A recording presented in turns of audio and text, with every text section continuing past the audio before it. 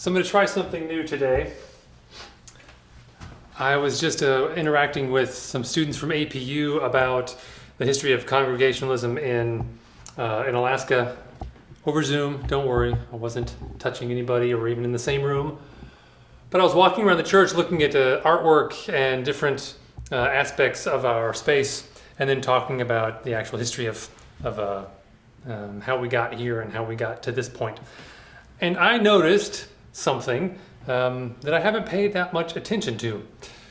You'll see that we have these pictures around the building. They were made by Charles Tuckfield, usually around the late 80s, around early 90s. And so I'm going to do a little series of reflections on those pictures. Now, most of the pictures either reference a specific biblical story or a very specific passage. So we have starting at the top in sort of green cellophane-ish paint, it's a tufted puffin. Matthew 7:5 is the reference. Starting in Matthew 7:1. Don't judge so that you won't be judged. You'll receive the same judgment you give. Whatever you deal out will be dealt out to you. Why do you see the splinter that's in your brother's or sister's eye, but don't notice the log in your own eye? How can you say to your brother or sister, let me take the splinter out of your eye, when there's a log in your eye? You deceive yourself. First take the log out of your eye, and then you'll see clearly to take the splinter out of your brother's or sister's eye. Don't give holy things to dogs, and don't throw your pearls in front of pigs. They will stomp on the pearls, then turn around and attack you. Hear what the Spirit is saying to the church on this fine, sunny Thursday, I think it's Thursday. Yeah, I'm actually certain it's Thursday. As you may have noticed, I did not brush my hair this morning. I doubt I'll brush my hair tomorrow morning. I needed a haircut before this quarantine began, and now I am out of luck. But I was wondering what to make of this tufted puffin as the symbol for Matthew 7:5. Now, I haven't seen puffins a lot, but I did see them on a boat 2 summers ago. And the thing that struck me that I didn't know before is that they're horrible flyers, like really, really bad. So when they actually come in for landings on this sheer cliff, they actually generally just ram into the cliff and hope they don't fall too far. It's really this measure of ungracefulness that is staggering. And I was thinking about when I was watching them do that it seems like if you're going to live in a precarious position like that you should know what you're doing. And then when I was looking at this picture and reading the passage, it made me think about why Charles would have chosen to put a puffin as the character for pull the log out of your own eye so that you can see clearly to help your brother and sister remove their own. So that we have some responsibility to help take care of one another, to make sure that we are accountable to one another in some way. The things that we do have an impact on the people in the world around us. But Matthew is definitely signifying that before you start focusing too intently on whatever log you might think is in someone else's eye, you should probably do a little bit of self-reflection first.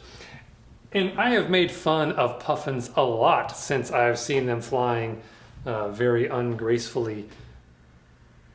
And I think that's what I'm actually getting from this particular painting. That there are lots of reasons that I might think that puffins are clumsy, even if they are pretty birds to see. But their proportions are strange, their bills are large, their colors are kind of garish, I think, is the first thing that comes to mind.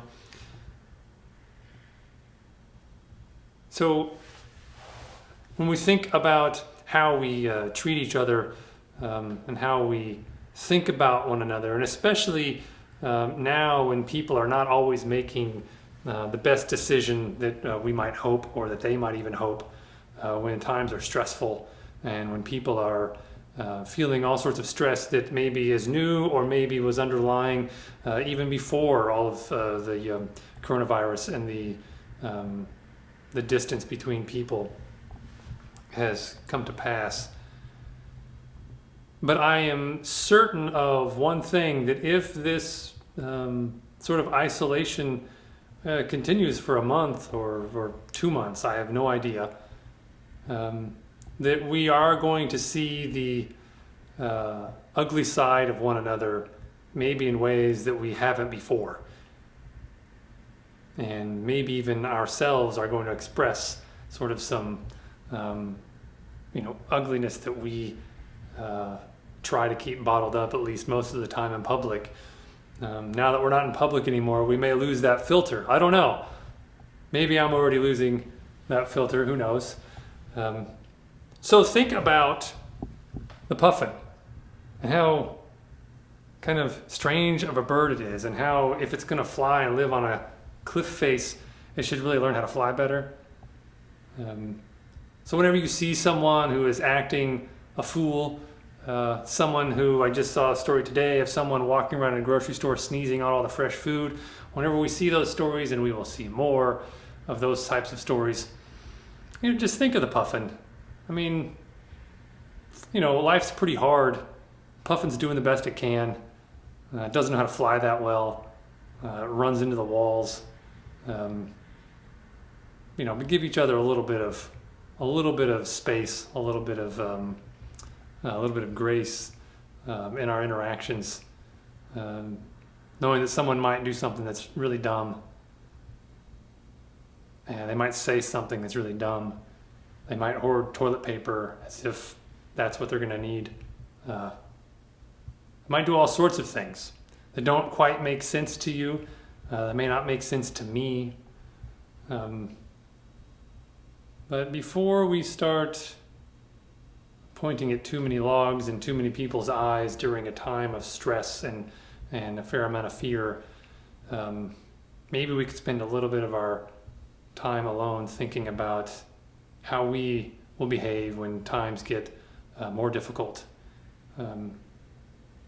So that's my first reflection on the puffin, Matthew 7:5, to see clearly. I don't know how well the puffin actually sees, if their eyesight is that good. That's a question I don't know the answer to. Nevertheless, stay tuned for the next update of artwork and reflection. See you later.